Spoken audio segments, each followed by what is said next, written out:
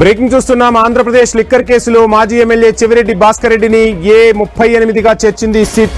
చెవిరెడ్డి తనయుడు మోహిత్ రెడ్డిని A39 గా పేర్కొంది. మొత్తంగా ఈ కేసులో కొత్తగా 6గురిని నిందితులుగా చేర్చారు సిట్ అధికారులు. A34 గా వెంకటేష్ నాయుడు, A35 గా బాలాజీ కుమార్ యాదవ్, A36 గా నవీన్, A37 గా హరీష్ పేర్లను చేర్చుతూ కోర్టులో మెమో వేశారు సిట్ అధికారులు.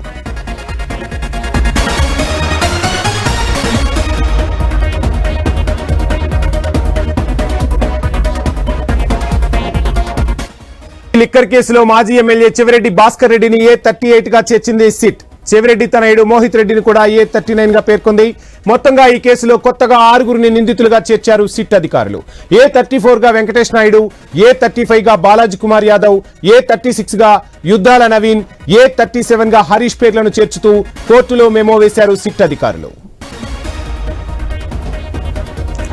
ఏపీ లిక్కర్ కేసు తాజా అప్డేట్స్ కి సంబంధించి ఫుల్ డీటెయిల్స్ మా ప్రతినిధి కాంతి అందిస్తారు. కాంతి, చూస్తున్నాం మొత్తంగా రాష్ట్రాన్ని షేక్ చేస్తున్నటువంటి ఏపీ లిక్కర్ కేసులో మరికొంతమందిని సిట్ అధికారులు నిందితులుగా చేర్చినట్టుగా తెలుస్తుంది. అందులో ముఖ్యంగా చెవిరెడ్డి భాస్కర్ రెడ్డి పేరు కూడా వినిపిస్తుంది. ఫుల్ డీటెయిల్స్ ఏంటి? వంశీ, ఏపీ లిక్కర్ స్కామ్ లో సిట్ అధికారులు ఏదైతే దర్యాప్తు వేగం పెంచారనే చెప్పాలి. ఈ లిక్కర్ కేసుకి సంబంధించి కొత్తగా 6గురు నిందితులని ఏదైతే ఎఫ్ఐఆర్ లో చేర్చారు. ఎఫ్ఐఆర్ లో కోర్టులో మెమో కూడా దాఖలు చేసినటువంటి సిట్ అధికారులు A34 గా వెంకటేష్ నాయుడు, A35 గా బాలాజీ కుమార్, అలాగే A36 గా నవీన్, A37 గా హరీష్, A38 గా మాజీ ఎమ్మెల్యే చెవిరెడ్డి భాస్కర్ రెడ్డి, అలాగే A39 గా చెవిరెడ్డి మోహిత్ రెడ్డిని కూడా చేర్చారు. ఈ నేపథ్యంలో లిక్కర్ స్కామ్ కేసుకి సంబంధించినటువంటి కీలక పరిణామాలు ఏదైతే 39 మందికి ఈ కేసులో ఇప్పటి వరకు నిందితుల సంఖ్య అయితే చేరింది.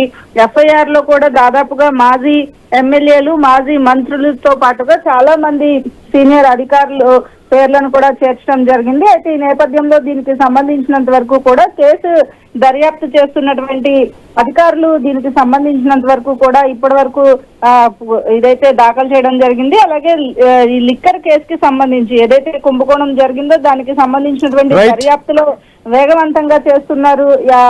ఆల్రెడీ ఏదైతే లుకౌట్ నోటీసులు కూడా ఇచ్చిన నేపథ్యంలో చెవిరెడ్డి భాస్కర్ రెడ్డిని అదుపులోకి తీసుకున్నట్లుగా కూడా సమాచారం అందుతోంది.